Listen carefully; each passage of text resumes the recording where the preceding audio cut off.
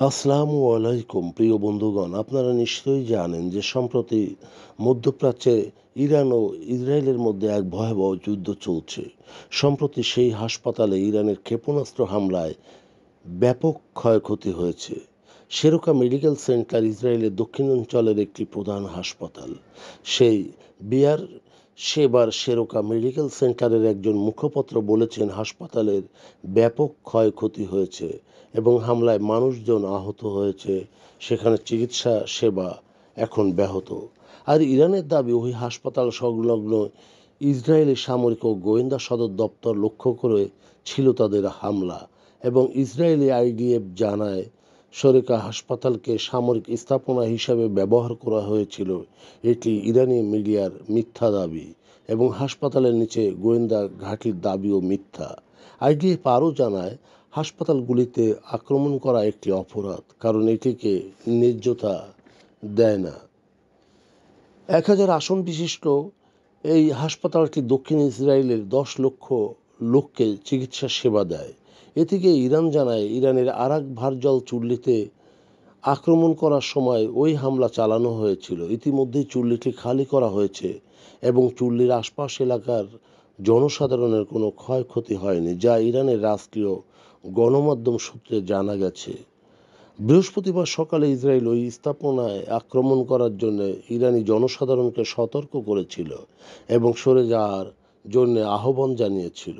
Israeli বিমান বাহিনী জানায়, বৃহস্পতিবার তেহরানের আশপাশ ও ইরানের অন্যান্য এলাকায় হামলা করা হয় এবং ইরান এর প্রত্যুত্তরে পাল্টা ক্ষেপণাস্ত্র হামলা চালায়।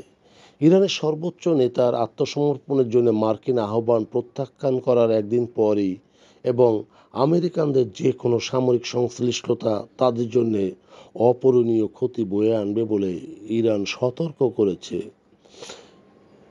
ইসরায়েল সপ্তম দিনের মতো হামলা চালায় এবং ইসরায়েলের দৈনন্দিন জীবন থেকে বিধিনিষেধ তুলে নেওয়া হয়েছে।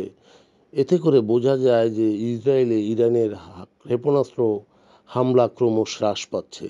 ইতিমধ্যে ইরানের নানান যে সমৃদ্ধকরণ কেন্দ্রে, তেহরানের আশপাশের সেন্ট্রিফিউজ ওয়ার্কশপ সহ ইস্পাহানের পারমাণবিক কেন্দ্রকে লক্ষ্য করে ইরান উপর্যুপরি হামলা চালায় এবং সে হামলায় কয়েকজন সামরিক ব্যক্তিত্ব, বিজ্ঞানী ও বেসামরিক জনসাধারণ নিহত হয়েছিল।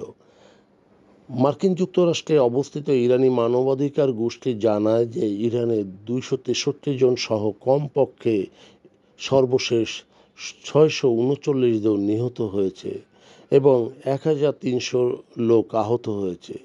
ইরান প্রায় 400টির মতো ক্ষেপণাস্ত্র এবং শত শত ড্রোন নিক্ষেপ করেছে ইসরায়েলে এবং কিছু ইসরায়েলের মধ্য অঞ্চলে অ্যাপার্টমেন্টেরও ক্ষতি করতে সক্ষম হয়েছে। প্রিয় বন্ধুগণ, যদি আমাদের এই তথ্য গল্প আপনার ভালো লাগে তাহলে লাইক এবং শেয়ার দিন এবং আজ আমাদের সঙ্গে থাকার জন্য ধন্যবাদ। আমাদের সাবস্ক্রাইব করুন এবং ফলো দিন।